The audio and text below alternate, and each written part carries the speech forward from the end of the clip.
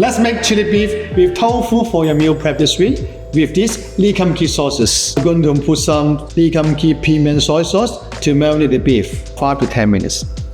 Let's start cutting with some vegetables. Spring onion. We're going to put the tofu in the cube, nice and even. Oil on the pan, garlic, red onions. 1 or 2 minutes, get a golden color. The beef turn the color from red to brown. You put all the vegetables, mushrooms, and also Lee Kum Kee chorizo style chili oil. You put Lee Kum Kee tender brand oyster sauce. Mix all well. Chicken powder, sugar, and now you can put your tofu inside. Cornstarch and water. Lastly, you put the Lee Kum Kee pure sesame oil.